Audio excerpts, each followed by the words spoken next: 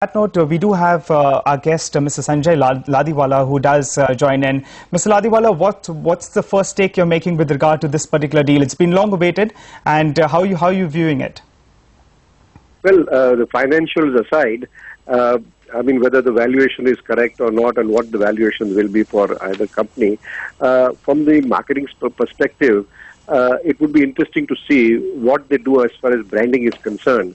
Now that Ambuja will be the major company holding stake in ACC, whether they maintain the Ambuja brand as their flagship brand and merge the ACC brand with it, or still maintain the two separate brands because both the companies are going to be listed as different entities on the stock exchange, is to be seen. If they, by all indications, it seems that they might go in for the Ambuja brand, and if that is the case, then the Ambuja brand commands a substantial premium in most regions over ACC that ranges from about 80 to 100 rupees a ton. That multiplied by the total capacity, which is close to about 50 million tons of the combined entity, would be a sizable premium. So going forward, it will be much better for the bottom line to merge the two entities into one brand. But that is not yet clear. The fine print is yet to be seen, and whether that happens. And the second issue is whether the marketing divisions of both the companies also, most of their purchases, production has been merged. But if the marketing is also merged, it will bring about a lot of synergies in both the markets, the rural and the urban markets. So it will be a very strong entity to contend with in the cement industry. Yes, Mr. Ladiwala, one important question that in fact the street was looking out from, and I did hear various sources in the market that did state that maybe there was some kind of problem with regard to transferring of those limestone mines. Would that be an issue, transferring? Because now, as things stand, there would not be any transfer because both these entities would continue functioning as they were. So maybe that's why we're not getting an outright merger that did take place. I would hazard a guess and say I don't think that was a problem in the initial stages, because land mines generally are long-term leases. They are leased out. So transfer of leases is, if the clause indicates that it can be transferred, I don't think there is any question of stamp duty or payment of tax on that.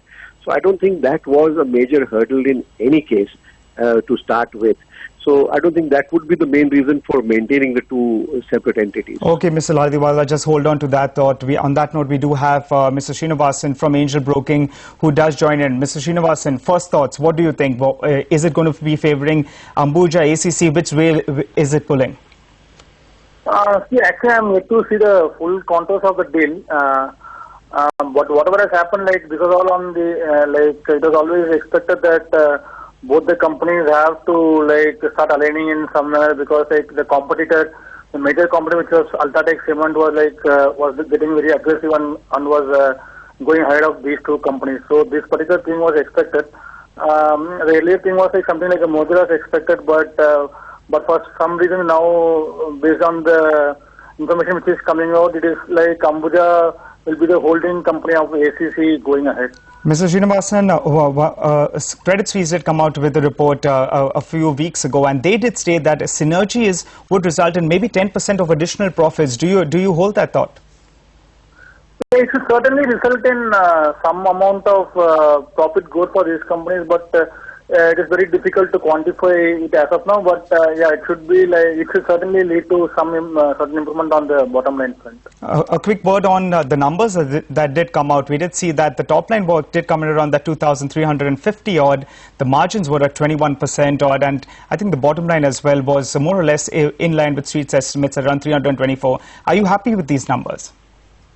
Yeah, it has come in slightly below my estimates as such, but overall, we had estimated a weak quarter for, we expected a weak quarter for all the cement companies in general, so Ambuja has also come more or less on those lines only this quarter.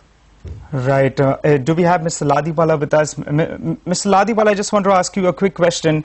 That what was the kind of capacity utilizations that ACC and Ambuja were functioning, particularly in that western region as well as the northwest region? Because there was some news that in fact the smaller cement manufacturers were coming in and eating into their market share. Is there any truth behind that? Well, yes, there are a lot of new capacity which has come on in FY13, and there are a lot of single unit manufacturers which has come on. And generally, yes, lot of the bigger players have been losing a little bit of market share. So the capacity utilization has been falling, and on an average it has gone down below 70%. I'm talking about the entire country as a whole. But it is still much better in the northern region, and Ambuja is doing pretty well as far as the capacity utilization is concerned, ACC being a little lower than what Ambuja does.